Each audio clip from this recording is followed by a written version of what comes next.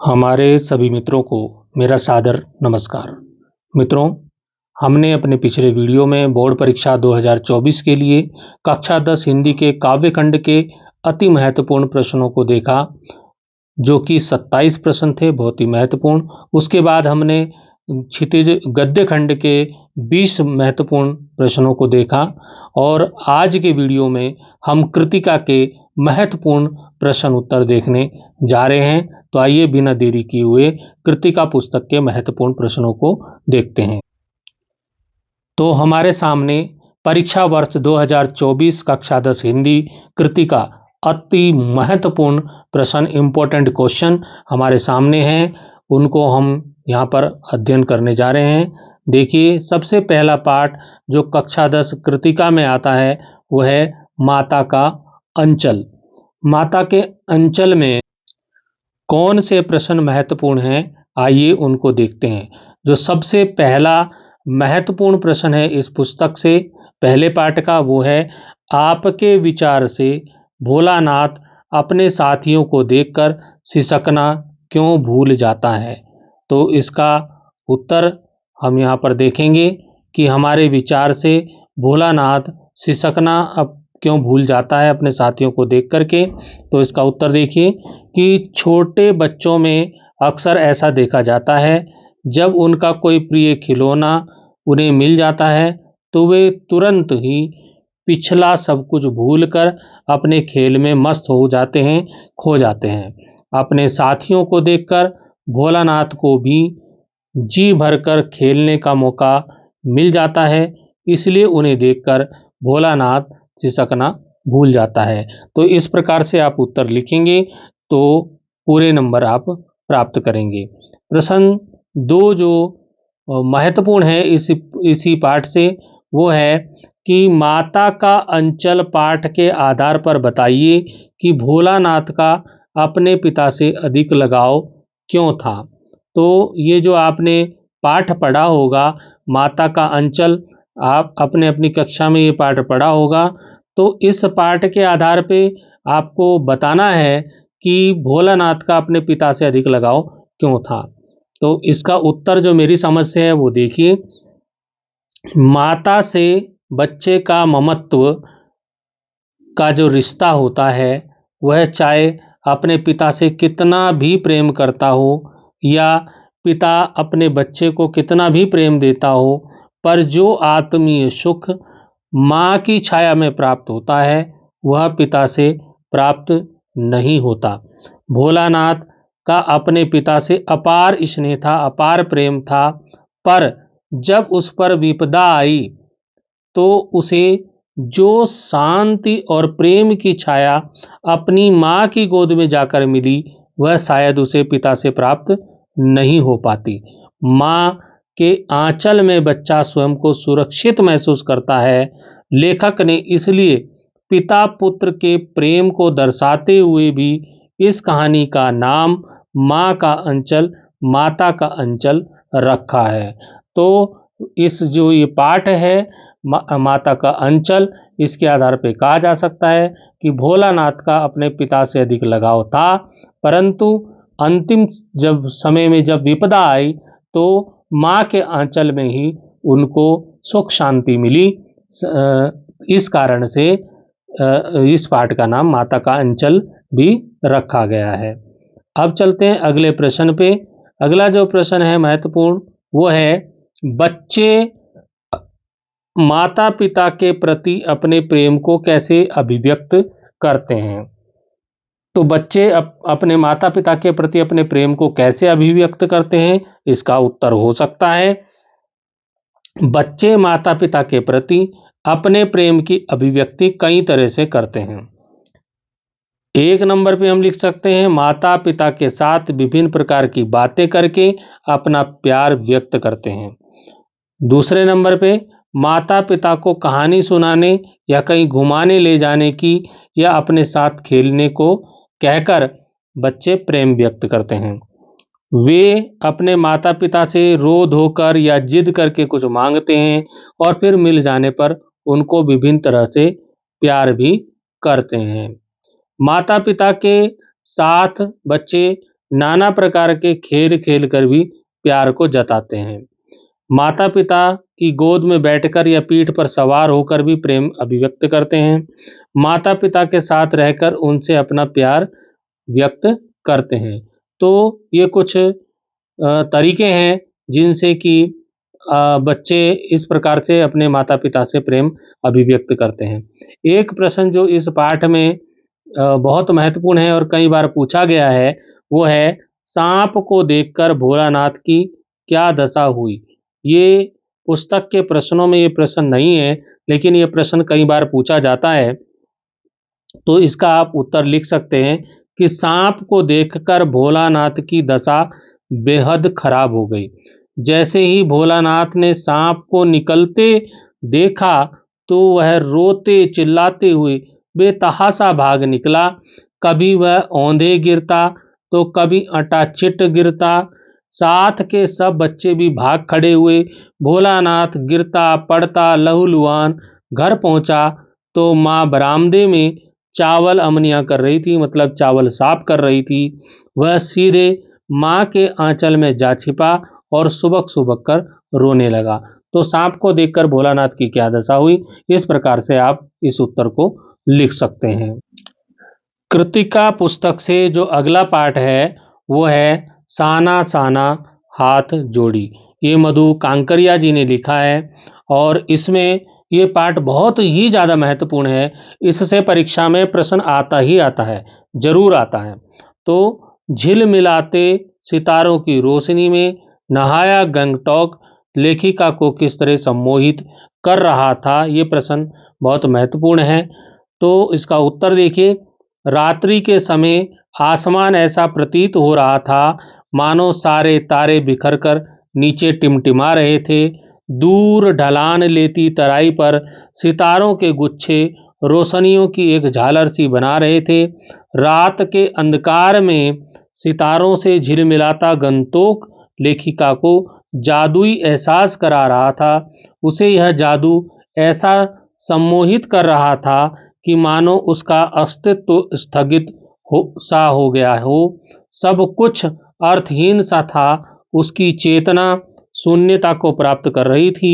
वह सुख की अतीन्द्रता से में डूबी हुई उस जादुई उजाले में नहा रही थी जो उसे आत्मिक सुख प्रदान कर रही थी।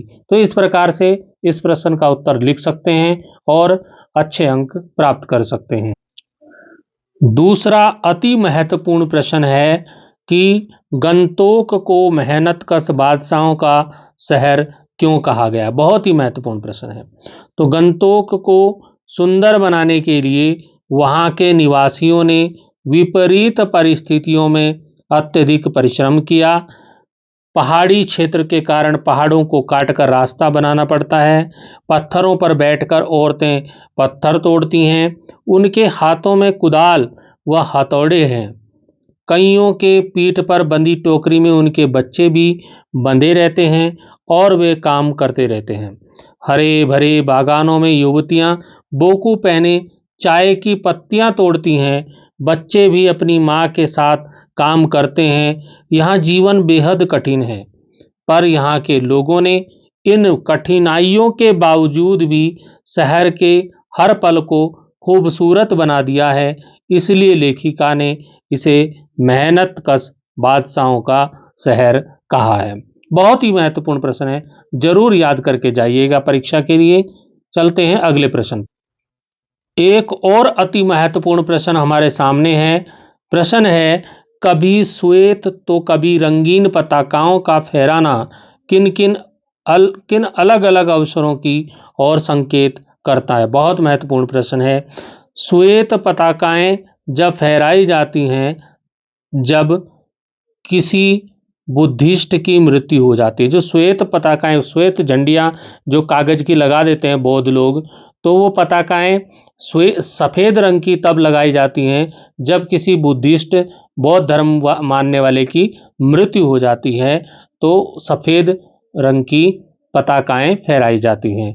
शहर या कस्बे से दूर किसी वीरान जगह पर मंत्र लिखित 108 पताकाओं को फहराया जाता है। इन्हें उतारा नहीं जाता। यह समय के साथ साथ स्वयं ही नष्ट हो जाती हैं।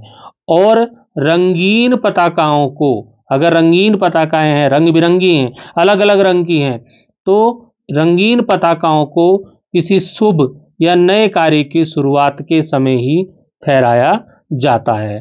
तो ये प्रश्न कई बार परीक्षाओं में पूछा गया है, तो आप अवश्य ही इसको तैयार कीजिएगा।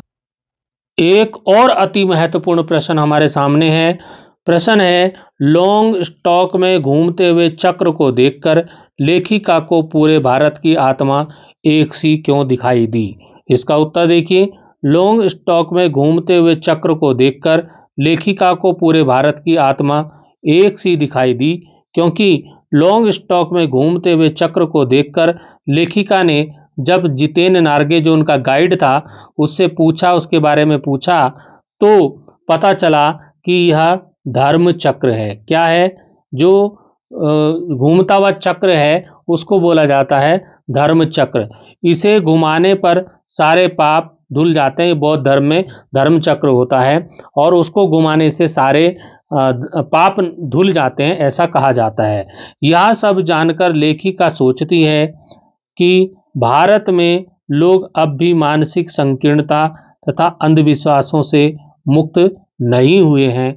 उसे लगा कि पूरे भारत की आत्मा एक सी ही है और सारी वैज्ञानिक प्रगति के बावजूद उनके अंधविश्वास और पाप पुण्य की अवधारणाएं एक सी ही हैं। तो ये इस तरह से बहुत ही महत्वपूर्ण प्रश्न है, इसको अवश्य याद करके परीक्षा देने जाइए। कुछ और महत्वपूर्ण प्रश्न आपके सामने है इसी पाठ से। अगला प्रश्न है, कटाव पर किसी भी दुकान का ना होना उसके लिए वरदान है। इस कथन के पक्ष में अपनी राय व्यक्त कीजिए।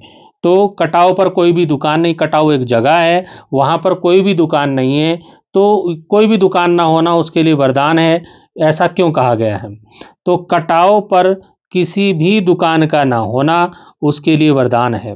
क्यों? क्योंकि दुकान आदि ना खुलने के कारण वहाँ व्यवसायीकरण ज़्यादा नहीं फैल पाया, जिसके कारण लोग वहाँ बड़ी संख्या में नहीं आ पाते हैं और ना लोगों के ना आने के कारण वहाँ पर कूड़ा करकट नहीं फैलता है, वहाँ पर प्रदूषण नहीं होता है।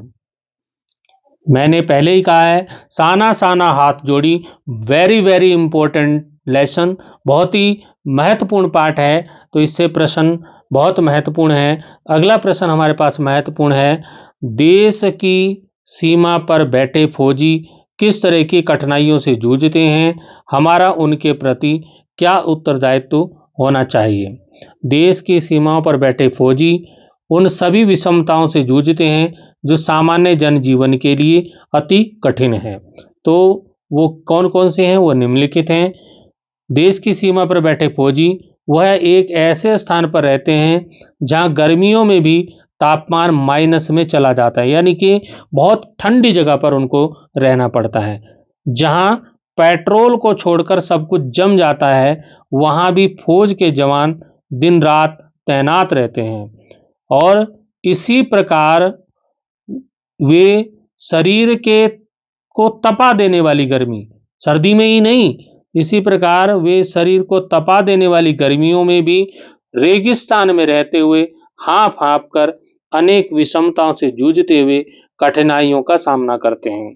वे दिन रात धूप छांव की परवाह किए बिना प्रकृति के प्रकोप को सहन करते हैं। वह हम सबके लिए अपने घर परिवार और बच्चों को छोड़कर अपनी जान तक कुर्बान कर देते हैं। अब और क्या है कि वह त्योहारों की खुशी में बढ़कर अपने जंग जीतने की खुशी को सेलिब्रेट करते हैं, यानी कि त्योहारों की खुशी से ज़्यादा उनको जंग जीतने की खुशी होती है। अब इनके प्रति, देश की सीमा पर जो बैठे हुए फौजी हैं, उनके प्रति हमारे क्या कर्तव्य होने चाहिए, हमारे क्या उत्तरदायित्व होने चाहिए? उनके प्रति हमारा उत्तरदायित्व यह होना चाहिए कि हम उनका क्या करें? आदर करें, उनका सम्मान करें। हम उनका आदर सम्मान करें, हम उनके और उनके परिवारों के प्रति सम्माननीय भाव और आत्मीय संबंध बनाए रखें। उनके प्रति देश की प्रतिष्ठा और गौरव को अखंड रखने वाले महारथी के रूप में उनको सम्मानित करें। उन्हें अकेलेपन का एहसास न होने दें, उन्हें निराशा से बचाएं। सैनिकों के दूर रहते हुए उनके हर कार्य में उनके परिवार के सहयोगी बने।